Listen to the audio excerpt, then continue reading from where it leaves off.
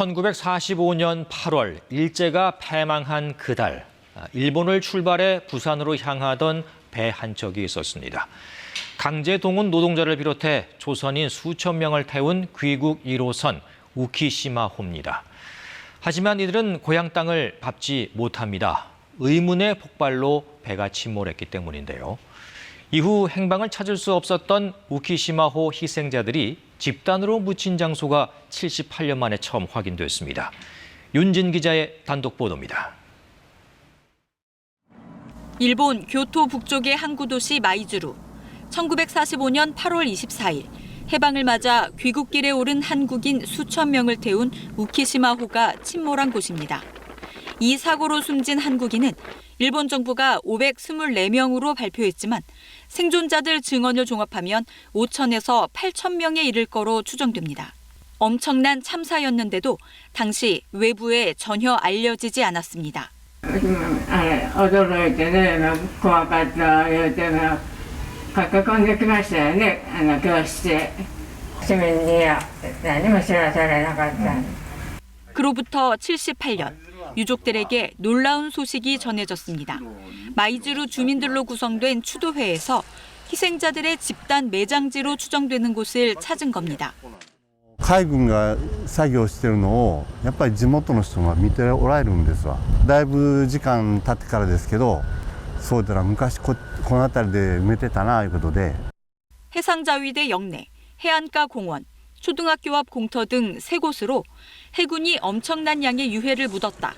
바다에서 시신 여러 구를 묶어 끌어올린 뒤 한꺼번에 묻었다 등의 목격담도 있었습니다.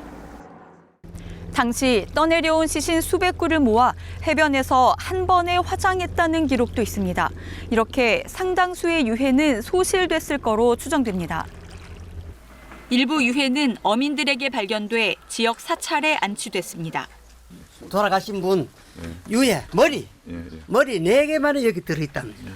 아버지의 유해를 찾아 헤맸던 아들은 혹시라도 아버지 유해가 아닐까 간절히 절을 올립니다.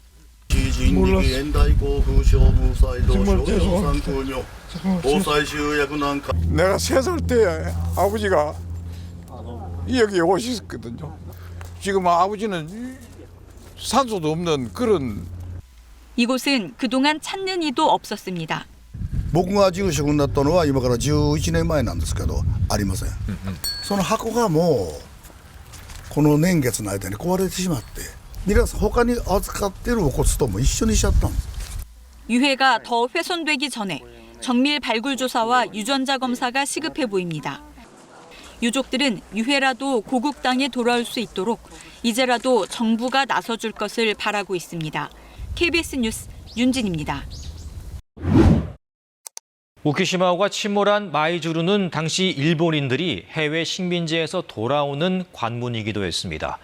이런 일본인들의 귀국 과정을 담은 기록 일부는 유네스코 세계유산으로도 등재됐는데요. 하지만 같은 곳에서 참변을 당한 우키시마호의 폭침 이야기는 어디에도 찾아볼 수가 없습니다. 이어서 김지선 기자입니다.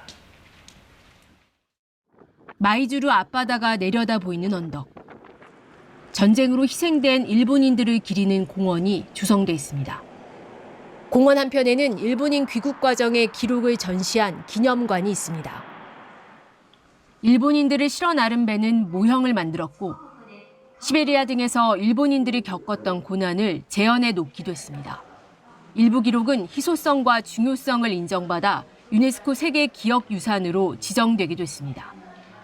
하지만 같은 장소에서 한국으로 돌아가려다 참변을 당한 우키시마호의 기록은 어디에도 없습니다. 한국의人のそういう一面も舞鶴の記念館の一部として表示して残すことは大事なことだなと思います.